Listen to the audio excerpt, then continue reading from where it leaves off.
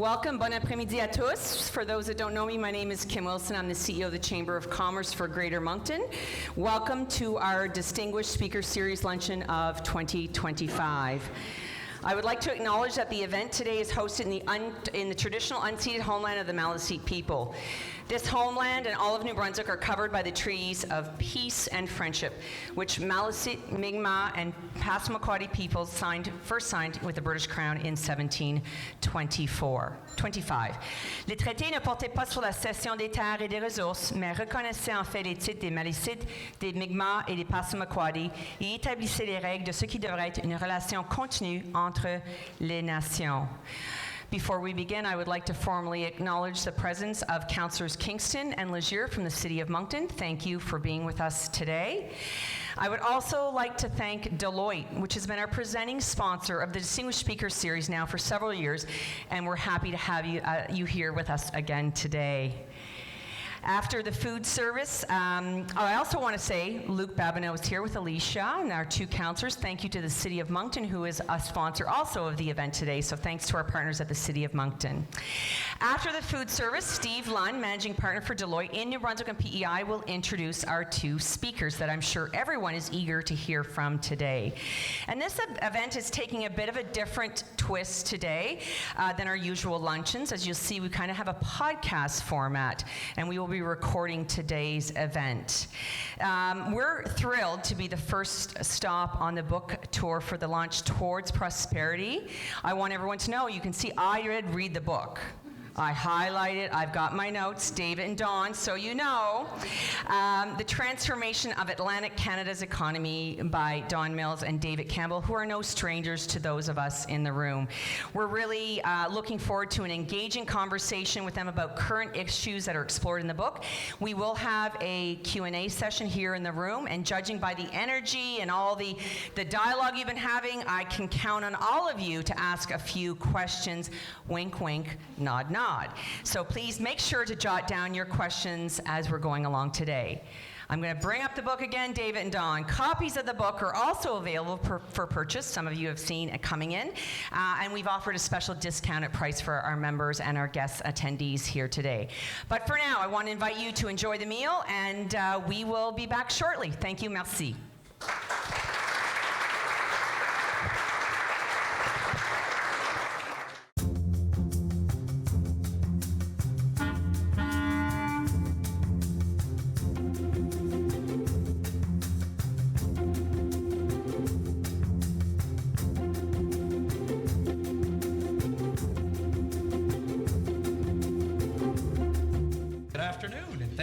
For joining us for this edition of the Distinguished Speaker Series. The Chamber of Commerce for Greater Moncton plays an important role of matching local business leaders with leading thinkers to catalyze conversations and elevate our region. We're fortunate to have two of said leading thinkers today, so it should be a great conversation. Merci à tous d'être ici. C'est une chance d'entendre deux experts qui connaissent vraiment notre coin de pays, David Campbell and Don Mills. First, David Campbell is the president of Jupia Consultings, Inc., a business and economic development firm based in New Brunswick with over 25 years of experience. He has worked with industries, government, and nonprofits across Canada in areas like strategic planning, workforce development, and investment attraction. He previously served as chief economist for the government of New Brunswick, where he led economic policy, authored the province's economic growth plan, and co-chaired the Atlantic Immigration Pilot. David is also a dedicated community volunteer, a published author, podcaster, and columnist with Postmedia. Next, Don Mills is president of Crane Cove Holdings and a partner with Cabco Communications. He co-founded Total Marketing and Communications in Bermuda and was the longtime CEO of Corporate Research Associates, now Narrative Research. He's a regular media commentator and columnist. Don has served on over 24 boards, including Dalhousie University, the Halifax Chamber of Commerce, and the YMCA. A recognized expert in public opinion and a certified research insights professional, he was named a Fellow of Canada's Market Research Industry in 2008 and inducted into the Nova Scotia Business Hall of Fame in 2022. Don remains an active consultant and a passionate advocate for Atlantic Canada. They are co-hosts of the Insights podcast, which is focused on economic development, public policy, and social trends in Atlantic Canada. And I think they are like 220 episodes deep. And so, a show of hands, who is subscribed to the Insights podcast? Okay, so my daughter's going to be pleased that I say this. Please like and subscribe after this session. That would be amazing. Finally, guys, I know that everyone in this room cares really deeply about the prosperity and success of Atlantic and New Brunswick and Moncton. That's exactly what today's conversation is about. So buckle up and enjoy. Come on up, guys.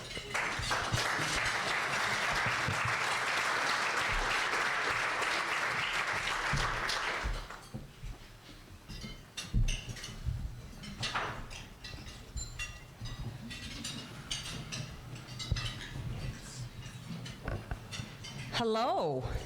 Nice to have you both here today. All right. Are we ready? I've got them ready to cue the music 5, 6, 7, 8 if things go sideways. All right. Okay? Music. So let's dive right in for everyone. Thanks for everyone for being here today. My first question to David and Dawn today is, what inspired you to write this book? So I'll start. I think we had been doing the podcast for like 2 years, and we'd been talking some just amazing entrepreneurs and business leaders and community leaders and politicians. And, you know, we looked at each other and said, you know what, there's some pretty interesting things going on out there. And all of a sudden we were optimistic, or more optimistic, about the future of our region. That's not to say we don't have problems, and we'll talk about some of those today. But in general, we started to get very jazzed and excited about the potential for our region.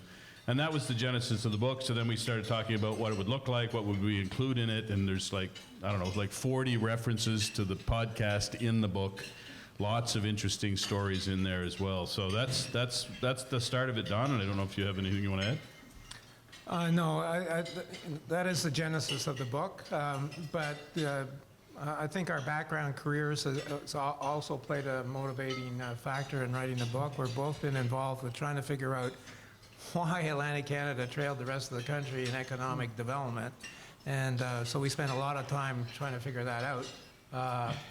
I think we might have actually figured it out finally, and that's really the outcome of the book, I guess, in the end. So when you talk about prosperity, how do you define prosperity in the context of Atlantic Canada, and is it different than the national narrative?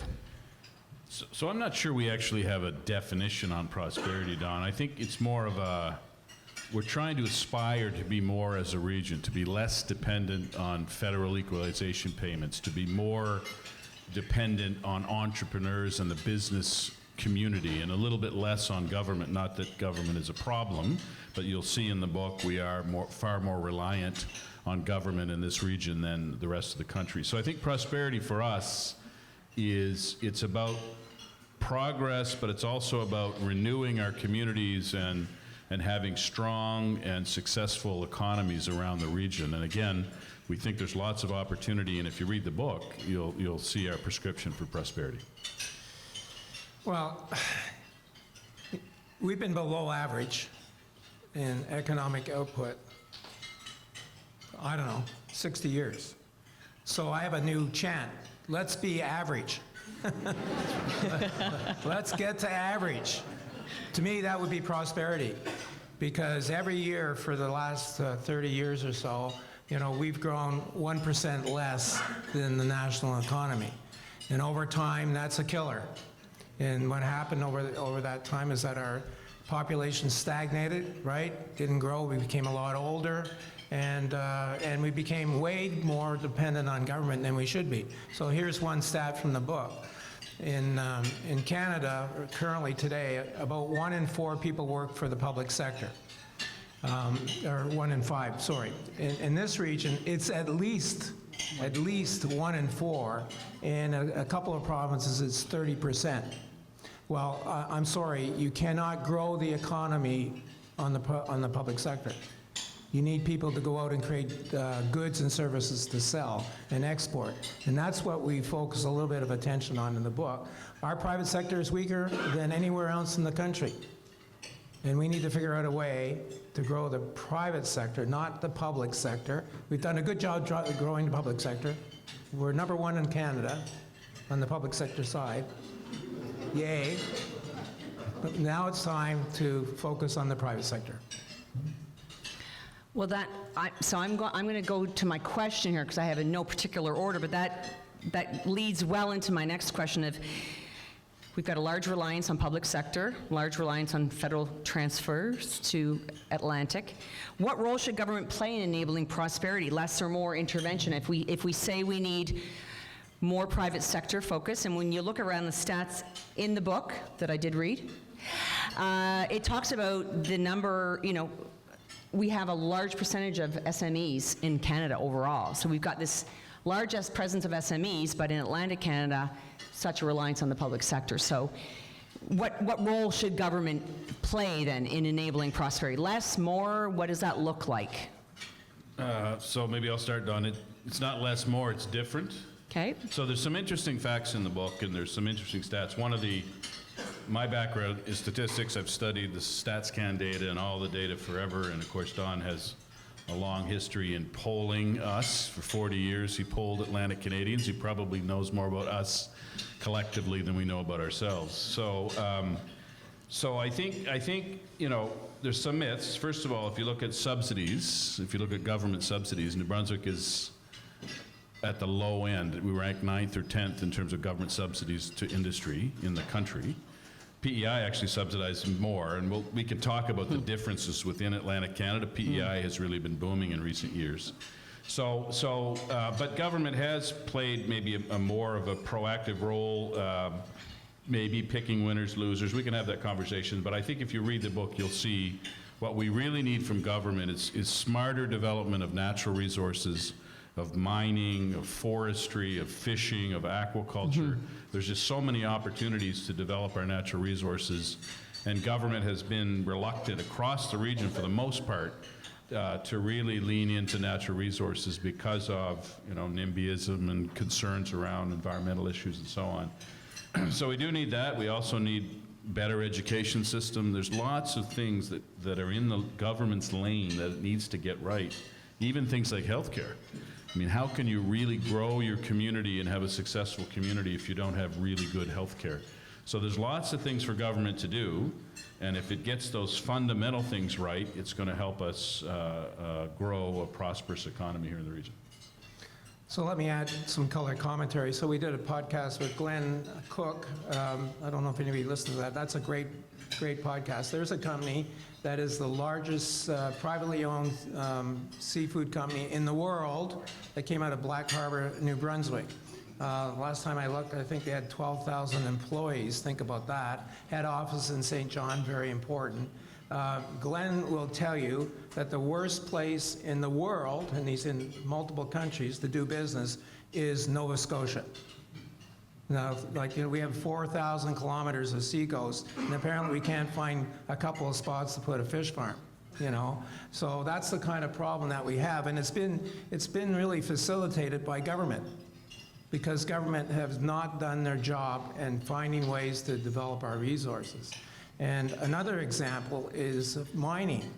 I think the Fraser Institute does an annual study of the best jurisdictions in the world. I think they do 60 to do mining. Nova Scotia is last. And why is it last? Because they had a moratorium on things like uranium mining until only recently. It made no sense. Saskatchewan has spent 60 years safely mining uranium, and apparently we can't figure out a way to do that in Nova Scotia. That's the problem. Government needs to get out of the way. And one of the things that we're finding consistently, aren't we, David, on almost every conversation is that the regulatory burden is so high that people don't want to invest here. So what should the government do? Fix the regulatory system. Make it easier to do business here. 100%. And quicker. It takes 17 years from discovering minerals to get it produced. Who wants to invest in that project? Raise your hands. You referenced something, David, about the whole notion, and it was referenced in your book, about not in my backyard. So we talk here about growth.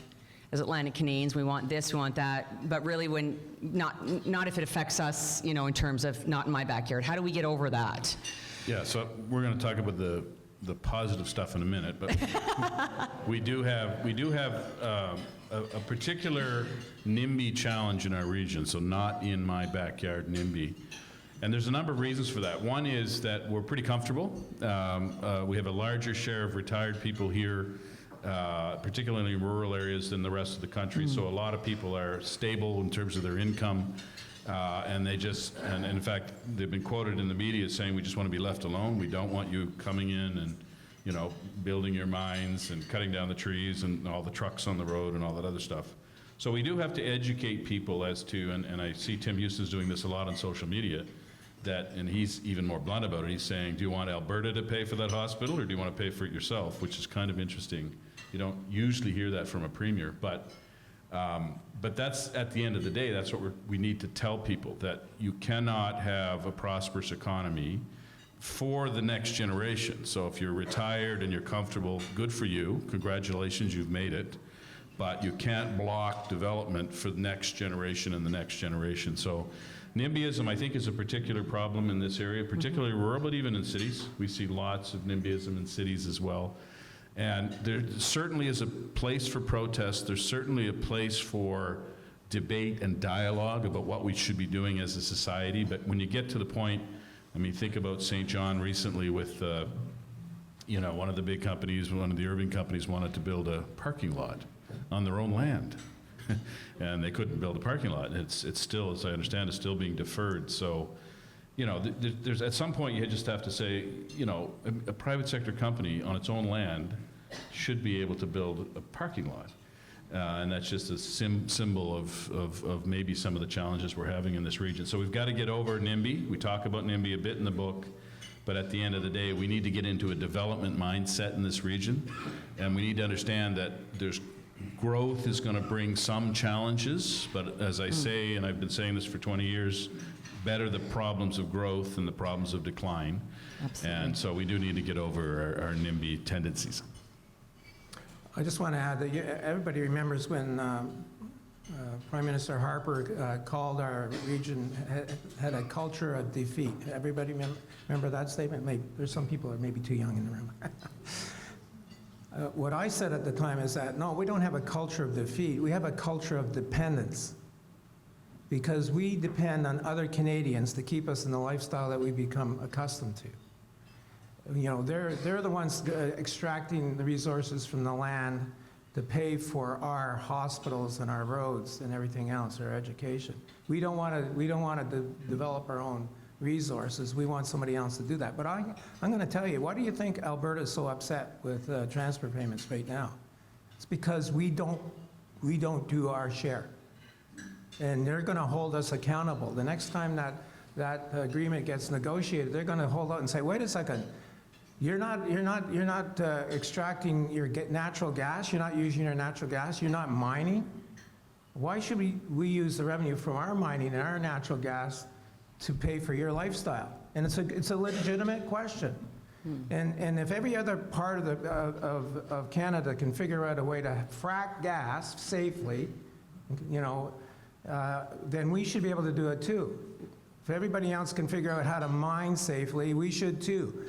You know, but we've had really weak government in this region for a really long time, and they were starting to see signs with the new premier in New Brunswick, Tim Houston in Halifax. So they're finally figuring out what we need to do.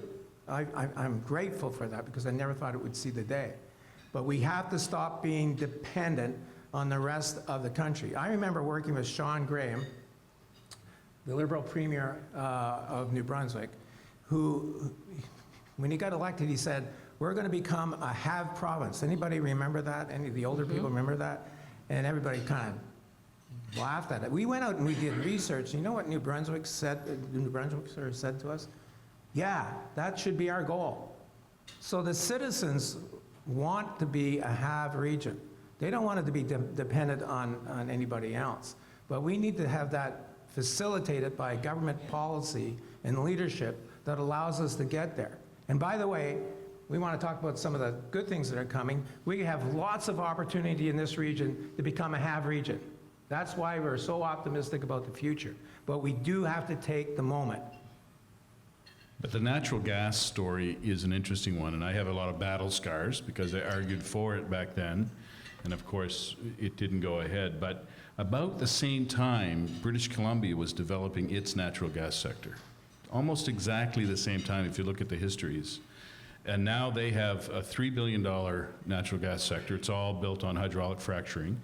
They have, between the field, which is like, I don't know, 200 kilometers where the gas is to where the LNG plant is on the coast, so it would have been a lot easier to do it here.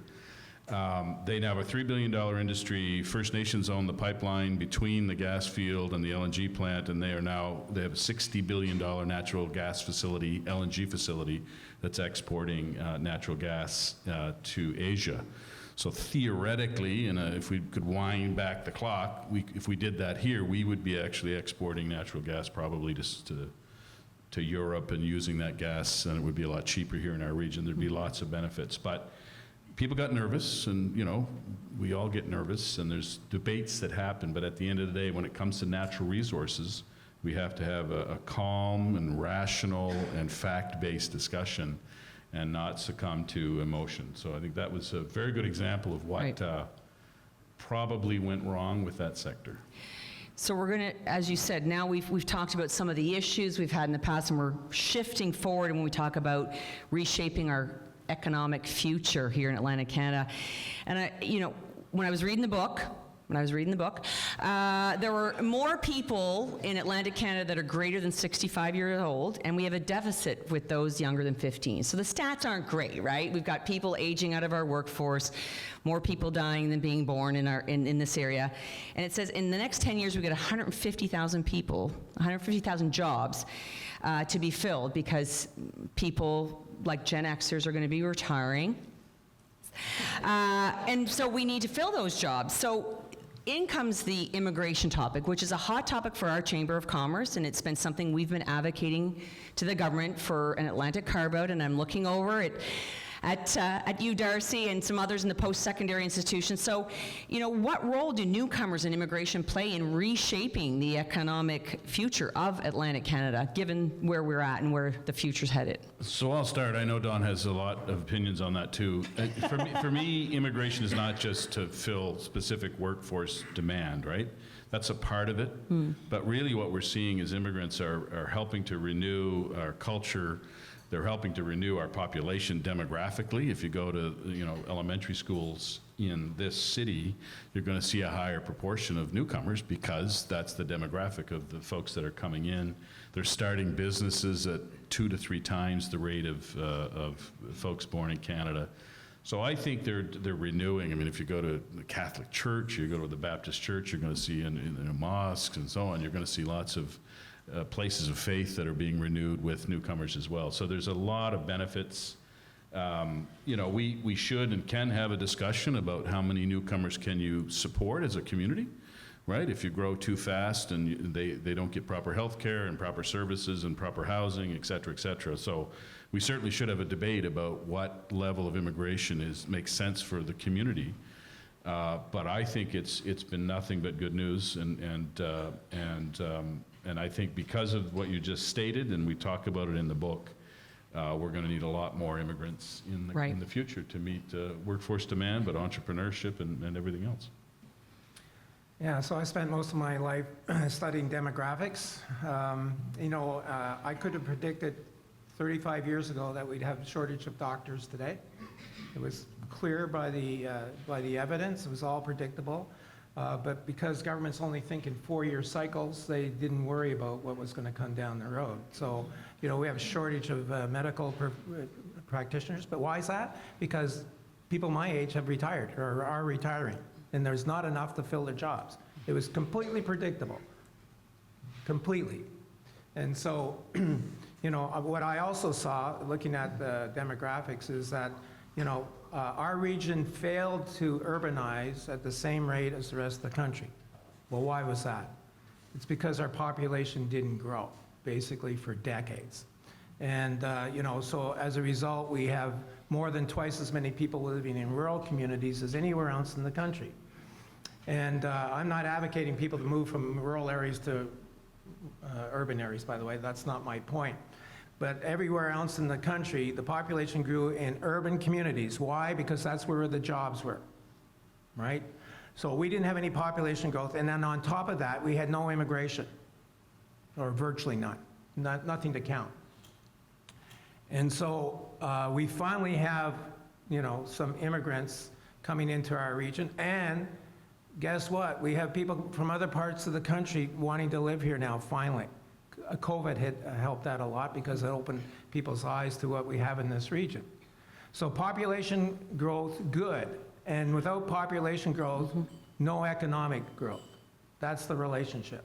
So because we went 30 or 40 years with virtually no population growth, we had very little weak economic growth. The two things are related. And the immigrants are really important for one reason. We stopped having enough babies to replace the population a number of years ago. If we had no immigration coming in this country, our population, like China, would be on the downward decline today. That's it, right? So immigration is good for that reason alone, to replace the labor force, to build the labor force, to grow the economy. And, David, how many podcasts have we done with accelerators and incubators? Like 11 or 12, it's a lot. Every one that we've done, this gives us encouragement. The level of entrepreneurism in this region has never been greater, in my mind, because of what's going on. But we're finding almost right across the board that 30% of the people doing these new business startups are from other countries. Why is that? Well, they have a higher risk tolerance. After all, they did move from their country to a new country. Yeah. That's the start. We've never had that component in the entrepreneurial side ever in this region. Every other region's had that benefit. And I'm really encouraged by that. David's encouraged by that. And, we're going to see some great things that come out of that. And one other point that I want to make about the entrepreneurial environment, which is different than when I started my businesses 100 years ago. My focus was on the province of Nova Scotia. That's what I thought I was going to conquer. I'm going to conquer the province of Nova Scotia, right? I eventually expanded that, to Canada. But the young people coming today, they're not focused on a local or regional market. They're focused on a national or international market. That is really good news because we need to export stuff to other people. We're really weak on the export side.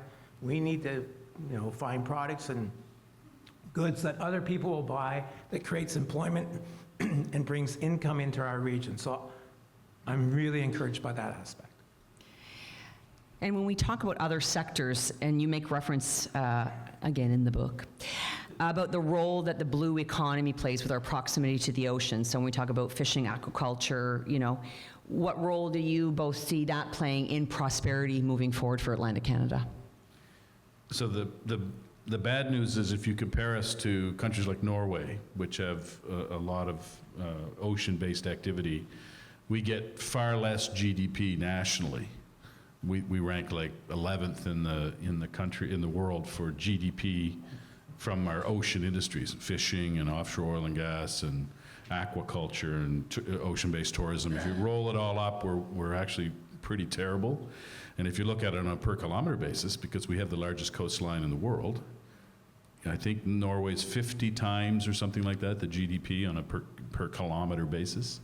So that's the bad news. But the good news is we have all this ocean and we should be able to develop a lot of opportunities. Now, as Don said earlier, if you have provinces and the federal government that are making it hard to do fin fish aquaculture, and then you say, well, we got to grow the aquaculture industry, well, it kind of makes no sense. Now, of course, PEI is having some parasite problems with its shellfish aquaculture. But if you look at the data, if you look at the opportunities, if you look at the future, I think there's just tremendous opportunity for us to take advantage of something that we have that a lot of places don't have, and that's an awful lot of ocean.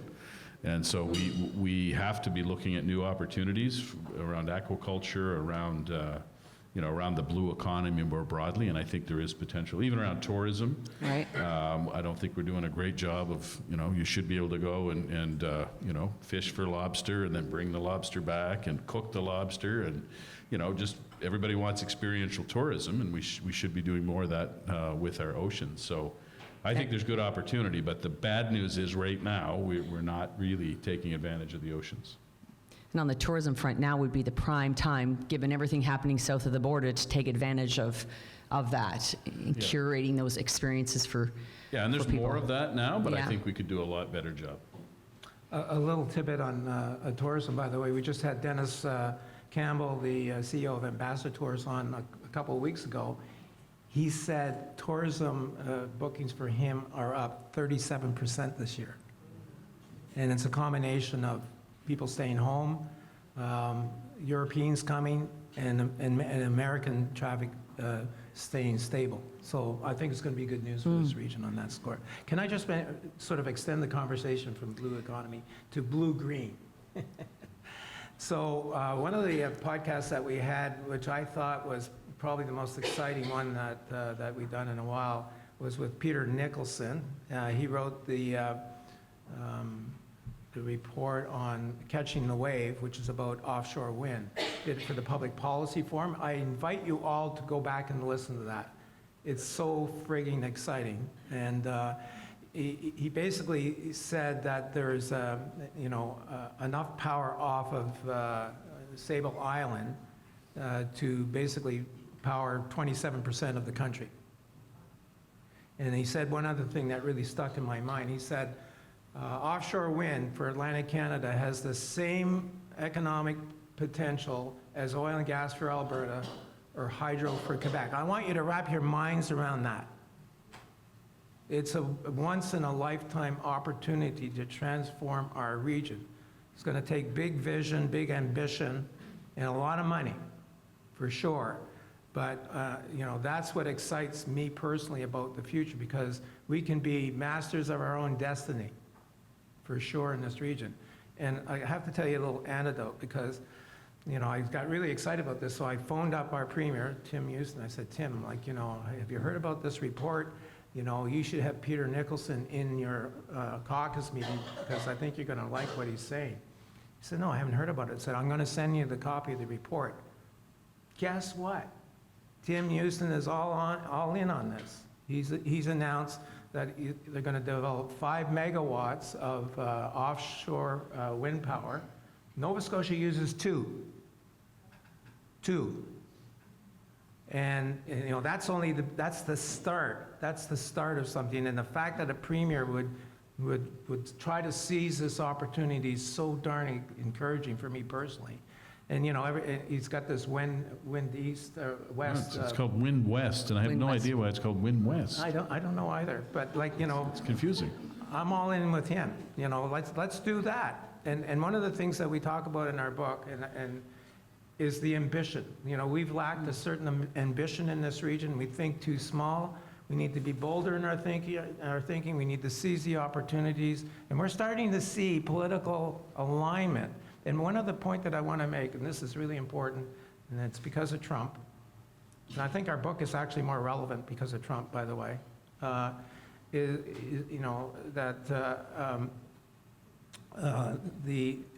the problem that we're trying to resolve is how do we link up with the national things that Carney wants to do. And what's he talking about?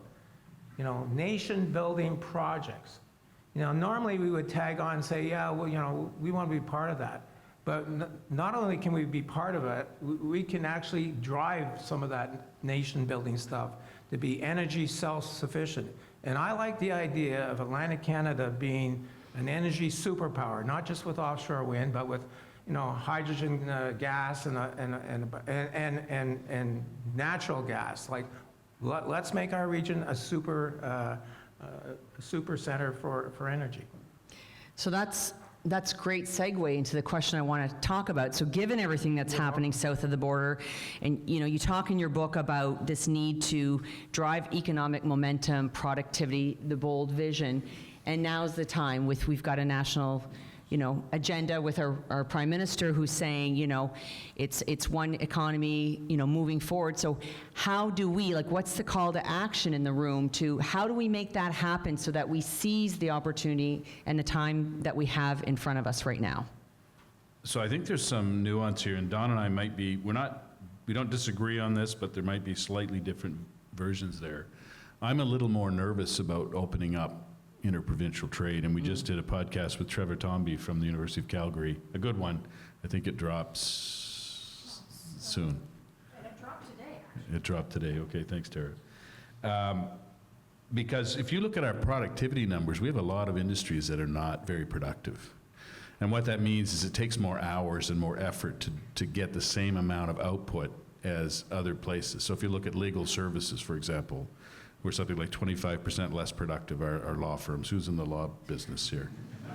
So Nobody's going to put up their hand now that you said that. Everybody's like, keep your hand down, keep your hand down. we're very productive. We're very productive. So the point is when you open up trade and you encourage more trade, interprovincial trade, what's to stop Ontario law firms from coming in and scooping more of that business, right? And it's just somewhat similar with accounting services, somewhat similar with other professional services. So I think Don is of the view, and I don't want to speak for Don, but competition is the best way to drive productivity, right? If you're facing competition, you either get more productive or you're out of business.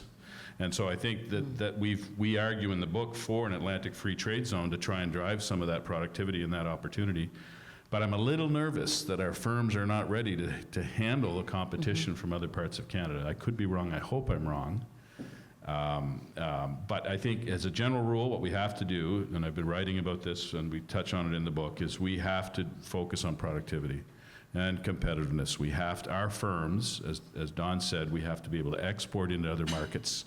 That's not just international, that includes Quebec and Ontario. About half of our exports go to other provinces. So we need to be competitive, we need to be productive, and our firms need to sharpen their pencils. If you're in the export business, we need you to double down, get ambitious, and do more exporting. Even if you're not, you're going to face increased competition. There's no doubt about it. When we make it easier for companies and people to move from province to province, there's going to be winners and losers, and our focus has to be on how do we make sure we're winners in that whole debate. One of the things that we advocate for in the book was the elimination of interprovincial trade barriers. And when we put that down, we thought, well, we're never going to see it in our lifetime, but we must as well say it. And then the world changed, right? And so what should we do? Yeah. We should encourage our provincial governments to do what they're doing, making reciprocal deals with other provinces to take away the barriers. And our recent conversation with Dr. Tomby was really instructive in terms of what the potential could be, the benefit. It could certainly lead to productivity gains right across the country if we could do that. And one of the things, I have to give our Premier a lot of credit for this because Tim Houston started this. He basically threw out the challenge to all the rest of the country. He said, we'll sign a deal with you. All you have to do is, if you recognize our credentials, we're going to recognize yours. So it's a reciprocal agreement, which is different than trying to harmonize every frigging regulation across the country. Like if anybody in the trucking industry here, to get a truck from Vancouver to Nova Scotia, you have to abide by 10 different rules. It's crazy. So we don't need that. So the chamber needs to get behind that idea. Yep. Hard. Yeah. And encourage it, because I think that's going to be really helpful. And as soon as they're eliminated, we're going to get benefit almost right away, and more with years as time goes on. What we're hearing from members, and we actually had a call 2 weeks ago with our friends in St. John and Fredericton, and just a subset of our members. So in theory, people agree with removing the trade barriers. They said it's just, we got to be specific about what does it mean to me as a business? What do I need to do to prepare for that? Like once the decisions have been made. So I think that the appetite is there. It's just when the rubber meets the road, like what does it mean, in terms of how do you prepare? And there's complexities too, right? Right. So Quebec subsidizes its companies at 3 times the rate we get subsidized here. and then they come in and they're more competitive. Well, they're more competitive partly because they're more subsidized. And so I think there's some nuance, and if listen to the one with Tomby, you'll see what we go a little deep there, and we talk about those issues. But if you have one province doing a lot more subsidizing or other things, take Alberta, for example, the corporate income tax rate in Alberta is half the rate in PEI. Right? So that puts Alberta at a distinct advantage, and the reason they can charge such low taxes is why? Because they have all that natural resource royalty from the oil and gas. So it makes it easier for their companies to get into other markets because they don't have the cost structure that you see in other markets. So that doesn't, I'm not poo-pooing free trade. I love free trade. Don, you're looking at me kind of grumpy. But we welcome all views here at the Chamber of Commerce for Greater Moncton. The broader picture, that's all. Thank you. I still have a couple of questions, but we are going to open it up for some questions, and we do have a mic. So we have a hand over here, Alicia. We'll just bring the mic to you. Thank you very much. Thank you, David and Don and Kim, for organizing this. And I haven't read the book, but I just want to ask, and I don't want to be the devil's advocate here, but on blue economy, we just had the United Nations Ocean Conference, the third one, last week in Nice, and I understand Norway's doing well with their ocean economy, but they're one of the better known for overexploiting their oceans. So I wonder if there's a piece there on how can we take advantage of our blue economy, but in a sustainable way, because we don't want to overexploit it, and then there's nothing left for the generations to come, or our planet. Well, go back and listen to what Glenn Cook says about sustainability. I mean, nobody wants to be in a business where they wear out the resource. We did one with Highliner as well. They had exactly the same idea about sustainability. They realized that if they want to stay in business, they have to treat the resource respectfully. And not all companies are like that, I get it, but the ones that are really important to this region already get that fact of life. It's kind of like, the Irvings are another good example. Like, I've done a lot of work over the years with the Irvings. They get criticized, obviously, because they're so big, but one of the things they do is they have a long-term perspective on the forest. Comes from Casey early on. He said, we need to look at our forest as a 100-year resource, right? And so that means, we're never going to run out of trees to harvest. And so you do need some regulation to support that, obviously, but you don't need so much regulation you can't make a decision to do something. Thank you, Alicia. Thank you. Mr. John Wishart. Thank you.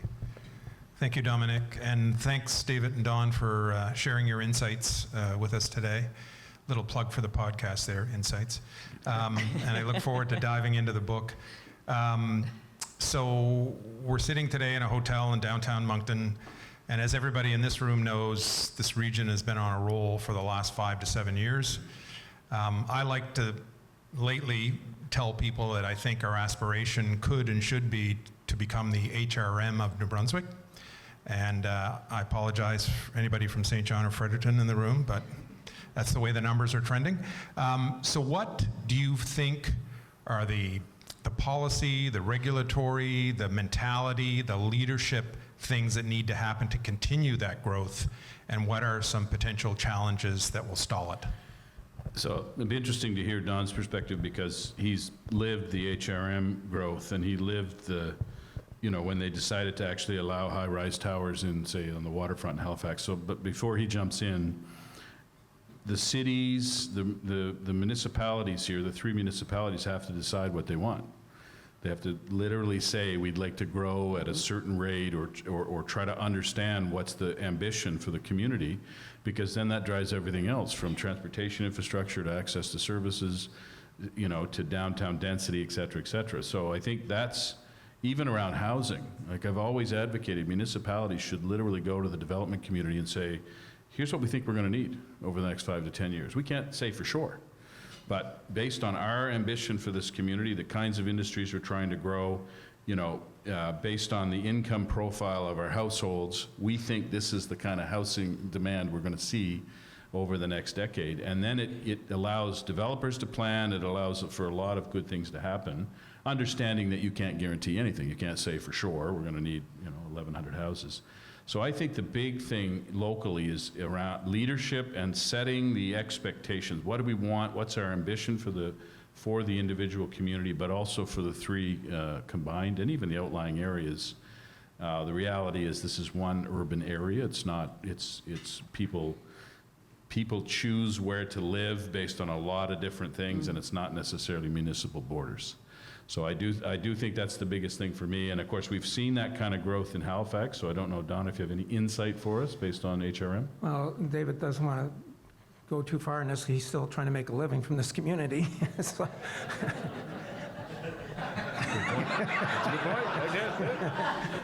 But I will. Because I've spoken to this chamber before, and it's my opinion that the three municipalities need to merge. And it doesn't make any sense to have three different municipalities that are side by side by side. Disavow. And by the way, I know, I've done research on this when I had my company, that showed the majority of people living here favor that. So who doesn't favor it? The politicians, of course, because they risk losing their job. I get it. But, I've always been a big fan of Moncton. I've had, businesses here for, decades, literally. I really like this market. This market reminds me of Montreal a little bit, small-scale Montreal. I love the bilingualism here. I'm a big supporter of that. It's a unique marketplace. And the other thing I like about this market that is unique in all of Atlantic Canada, it's by far the most entrepreneurial community in Atlantic Canada. It doesn't really depend on government hardly at all, except at the municipal level. Now, you still have too much municipal government. That is a problem. And I'm sorry people get offended by that, but honestly, you need to grow up as a city. And you need to be thinking a little bit bigger. And don't use the word HRM. I hate that word. I hate it. Whoever came up with that should be, whipped. It's Halifax. And they made a mistake with the amalgamation in Halifax, by the way. I was the chair of the chamber when they amalgamated, and I happened to be part of the amalgamation of the four chambers and boards of trade in Halifax. And we actually gave government the encouragement to go ahead with it. And they were going to amalgamate all the urban areas, which we supported as a chamber. And then out of the blue, at the last minute, they dumped in the county, which was just for pure fiscal reasons. The province wanted to download the cost to the urban areas of the county. And at the time, we didn't quite understand it. That was the mistake, because now we're kind of figuring out who we are. Now, what happens is that the urban is going to drive that municipality anyway, and we still behave like we're a city, even though we're not quite a city. We're a regional municipality, which is bad terminology. Don't get trapped into that. Don't do the Moncton Regional Municipality. Just call it what it is, Moncton. And on that note, I'm going to the next question. Keep it rolling. Mike Randall, last question we have time for today. Mike. Thanks. And look, thank you both for being yourselves and sharing this with us. Thank you for writing the book. Thanks to the Chamber and Deloitte for bringing us this conversation. And I know you're a researcher and an economist, and you're really good at what you do, but I have a different question for you. So we talk about the culture of dependency, we talk about NIMBYism, we talk about private sector underinvesting in its own growth, we talk about immense opportunity, but this struggle to get past this idea of good enough is good enough. And we have governments that continue to cater to that idea of good enough is good enough. And we tend to gravitate to the lowest common denominator, not to where we could be. It's a cultural issue that is historic in this region, right? How do we change that culture? How do we change that ideation that, you know what, we don't need immigrants because we've got enough people to fill we don't need this, we don't need that. That's prevailed in this region for so long. How do we change that culture of dependency and that good enough is good enough attitude? So I'll start. I'll say success breeds success. So one of the things, I started this conversation by saying we've been talking to really exciting entrepreneurs doing really cool things in our region. And I think, once people start to realize you can succeed and be very successful from this region, and the more that story gets told, and the more people actually do that and succeed here, I think that'll help. There's lots of things we have to do in government and post-secondary education, and we could go on and on. We do in the book on a lot of things, but I think the biggest takeaway for me there is that we just need to tell the stories of people that are succeeding, and that you can do it too. You can succeed. Portfolio can be a national firm. And instead of selling to a firm in Ontario, you can buy a firm in Ontario, and you can become a nationally known and successful firm. And I think that's the story for all. I have to be a little careful. Not all entrepreneurs have the ambition to, blow up and become a very successful national firm, but we need some too. Yeah. Right? And that's what we need, a few more firms to get good at what they're doing here and go national and international. And more examples like that will lead to positive things, I think. Well, I just want to add to that a little bit. We do not do a good enough job celebrating successful businesses in this region. In fact, if you look at news coverage, business gets very little, very little. We did a Maritime Noon thing this week with Bob Murphy, and afterwards he said, we don't have anybody covering business at CBC. Think about it. Big part of our world, they don't cover business. So that says it all, doesn't it? So one of the things I've been trying to do with the podcast is to profile really successful companies that people don't know anything about. We have one in the room that we had. Terry Malley is one of only 4 ambulance manufacturers in the country, doing it right here in Dieppe. Yes.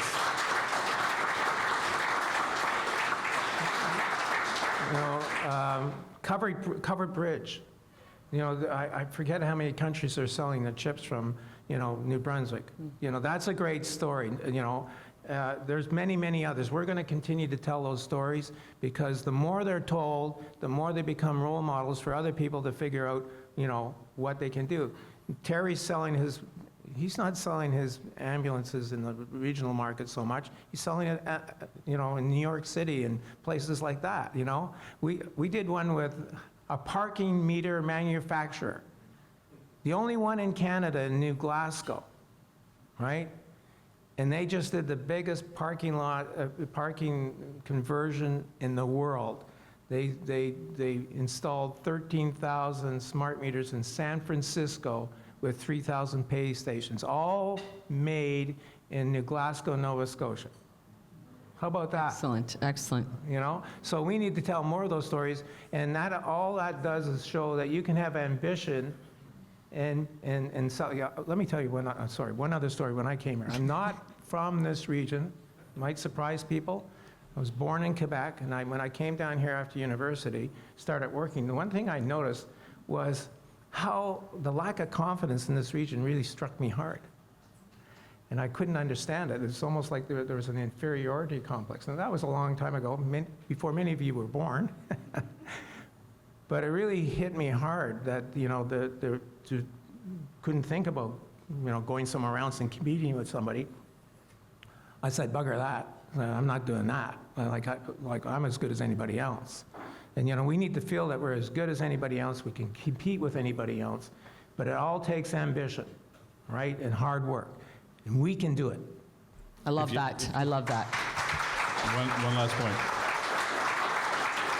If you haven't heard the podcast on Assumption Life, you should, because that's a very interesting one too. Because, it's a good one. As Sebastian tells it, they kind of looked at each other and said, you know what, we could probably sell outside the province. How do we do that? And then it turned out it was very cheap. You had to buy to get a license to sell insurance in other provinces. It cost them almost nothing. Okay, well, let's do that. Yeah. And then the next thing you know, they're building a national company from little old Moncton. So I think that's another great story, and I encourage you to look at that. But those stories, I think, will help animate future growth in this region. So we have 15 seconds left before we close, and David, I'm throwing it to you for this last question.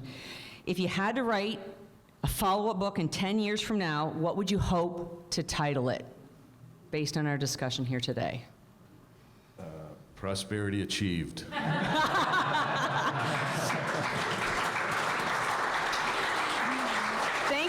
Thank you so much, Dawn and David, for joining us today, for your complete candor. I love that. I love that. Thank you to the staff here at the Hilton Garden Inn for the venue and the meal today. It's our first time hosting here, so a round of applause to the staff. I also want a big round of applause to Sonic Audio Visual. They always do a fantastic job supporting us. Et merci également à l'équipe de la Chambre de commerce pour le Grand Moncton, avec qui j'ai le plaisir de travailler à tous les jours. Ils exécutent ces événements avec finesse. And a big final thank you to all of you for attending. Our events are only as strong as the people who attend, and members and non-members that are here today, we appreciate you being with us today. And I always do a little plug for our upcoming events. Check out ccgm.ca. But I will say on August 21st, we are celebrating our 50th anniversary for our golf tournament. So it is shaping up to be a sold-out event. So if you're interested, put your team of 4 in. And nominations and submissions are open now for our Business Excellence Awards. And we're celebrating excellence in business in the Greater Moncton community. It's our 40th edition of this event. It is our biggest event of the year, not to be missed. I know Xavier, Dominique, Mireille are planning something spectacular. So please, again, check out our events. And we now have a QR code for all you millennials and Gen Zers at the table. You just scan the QR code and the events calendar pops up. So thank you for your time today. Merci. Again, David and Dawn, a round of applause. Thank you so much.